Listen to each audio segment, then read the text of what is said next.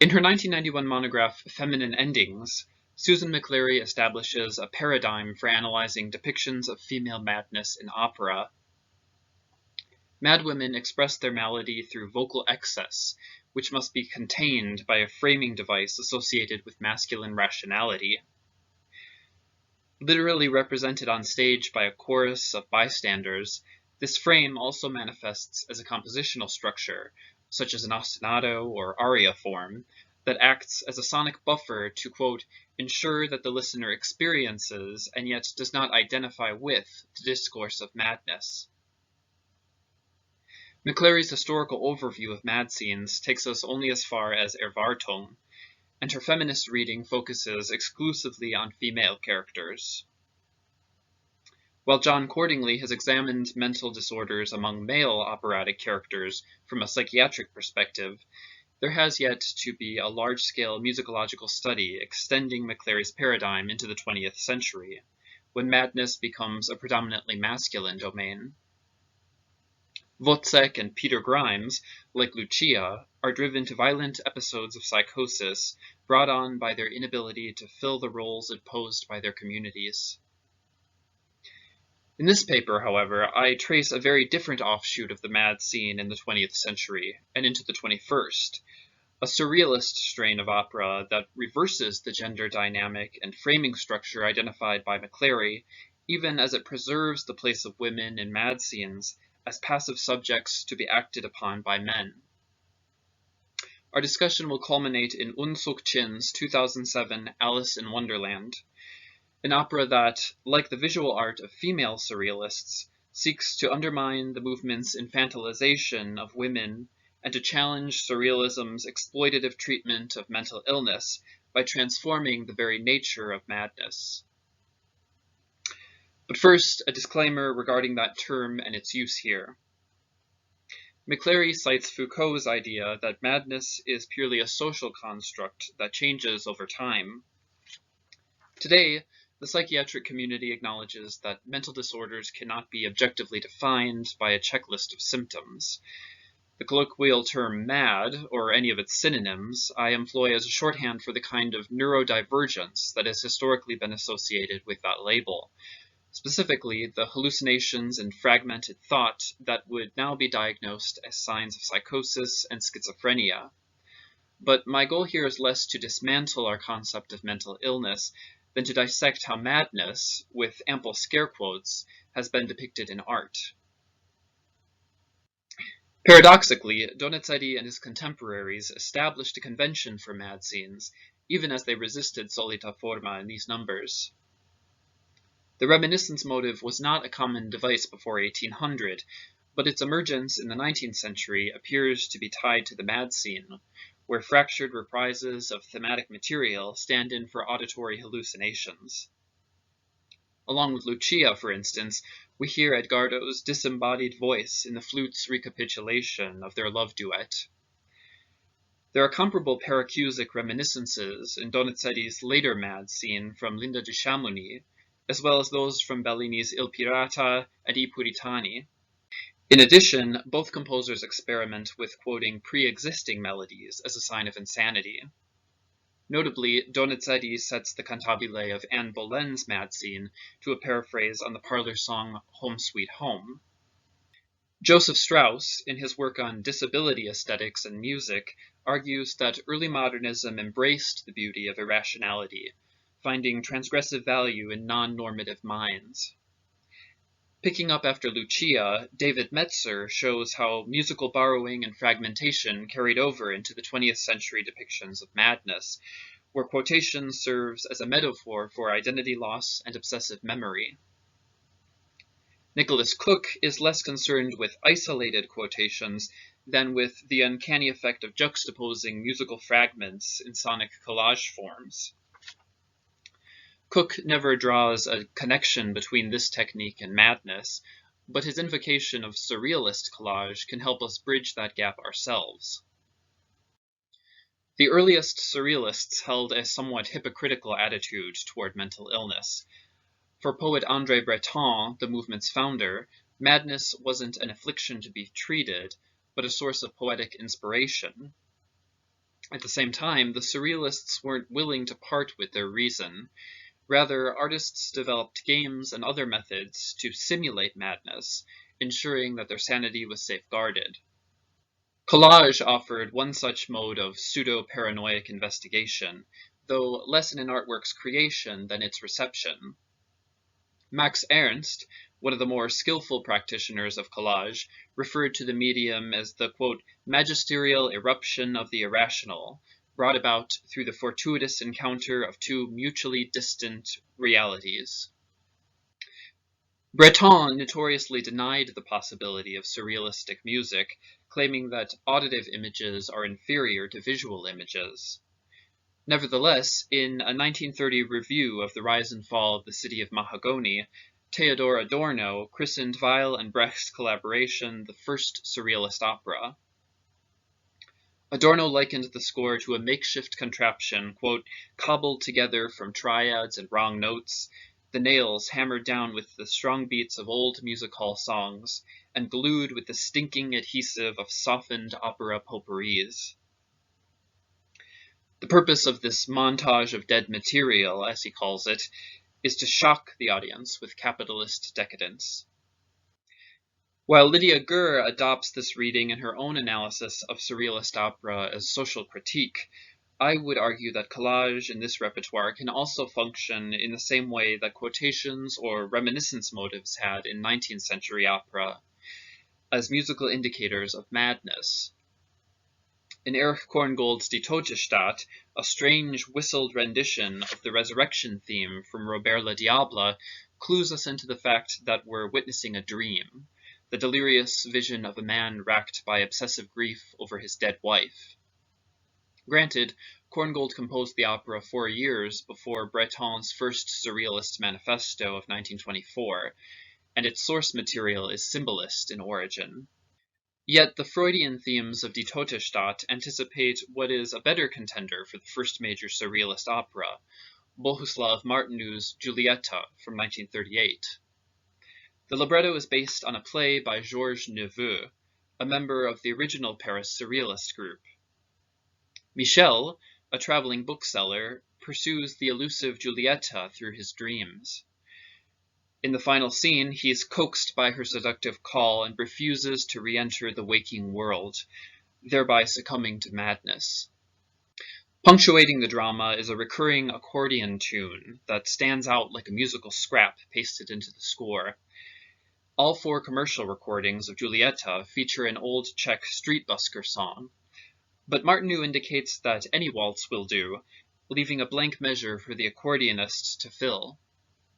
The strains of this squeeze box accompany Michel at the end as he abandons his sanity forever.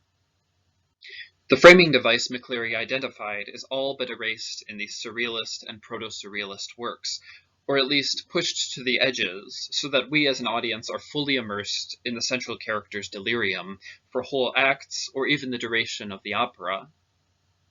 Moreover, our 19th century madwoman has been replaced with a mad man.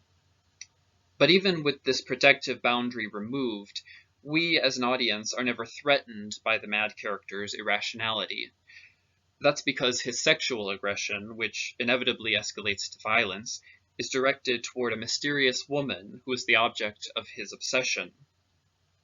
Just as Michel jealously shoots Giulietta with a pistol, Paul in Die Totestadt strangles the ballerina Marietta, a doppelganger of his dead wife. Neither woman really exists. Rather, they serve as blank canvases onto which the protagonists project their neuroses and their fantasies. Through Marietta, a surrogate for his departed spouse, Paul works out his grief and returns to reality.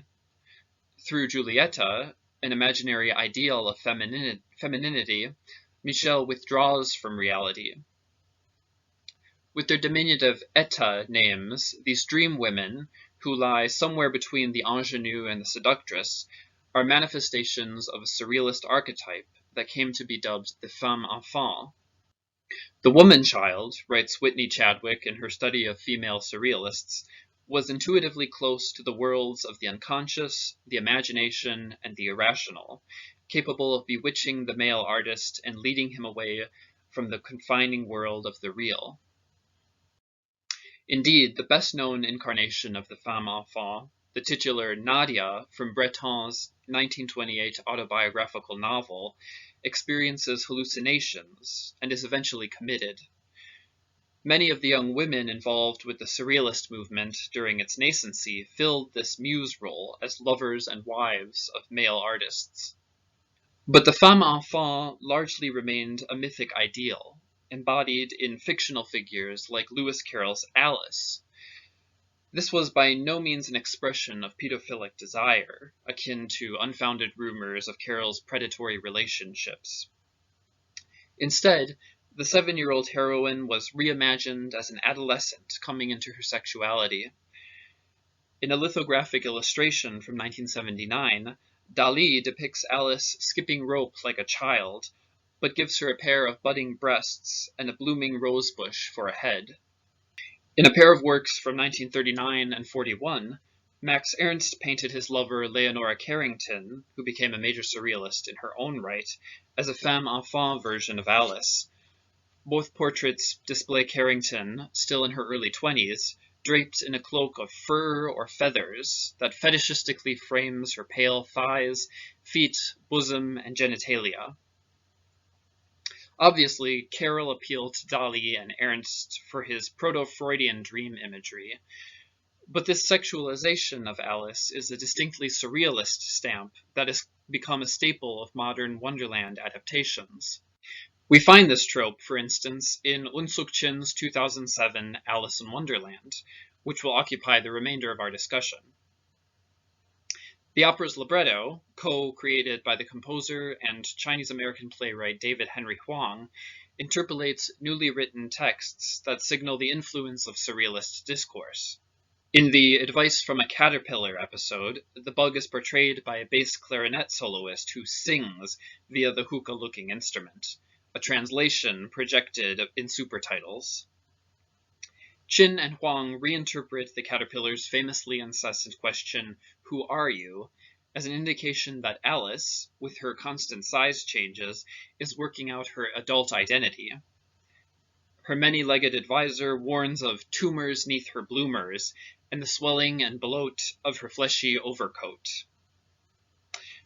But this isn't an eroticization of the nubile female form, as we saw in male surrealists' Alice works. Chin and Hwang relate an authentic female experience of pubescent growing pains, relayed through a larva familiar with such metamorphoses. In this regard, the libretto is indebted to the work of women surrealists like Dorothea Tanning, who undermined the femme enfant trope by presenting the realities of emerging womanhood. In Tanning's 1942 painting Children's Games, 2 rebellious girls rip down the wallpaper from a hallway resembling John Tenniel's Wonderland illustration, exposing disconcerting images of body hair and a mature female abdomen. The surrealist influence on the opera is most apparent in the Mad Tea Party scene.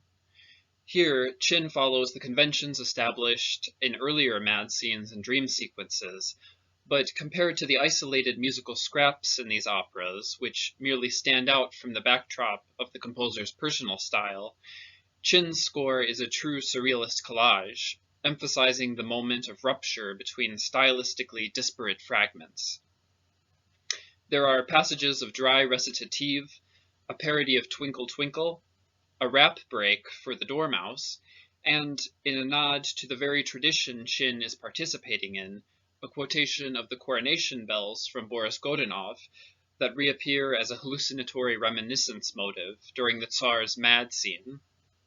Serving as an elegant microcosm, or micro-collage, are the March Hare and Alice's responses to the Mad Hatter's unanswerable raven and writing desk riddle. In this chart, I indicate the style Chin uses to set each of the hypothetical answers, which are taken from a footnote to Martin Gardner's The Annotated Alice. There are no direct quotations of existing music, at least none that I've discovered yet. Rather, Chin produces passable pastiches of Baroque music in answers 1 and 6. Answers 2 and 5 are less illusions than colorful orchestral textures. Answer 3 is the only instance where there is a logical connection between the solution and Chin's setting. Punning on the groan-inducing answer that both A Raven and A Writing Desk begin with the letter A, the orchestra scales the natural overtone series on the pitch A. Finally, answer 4 is set to a plagal Amen cadence, marked in religious tone. Have you guessed yet? Why is a raven like a writing desk? What is good for writing books and he has for writing notes? No! Because a writing desk is a instrument and a raven is a instrument. No! Because both big and No! because both reason and kind to please. No! Because both have a No! because without both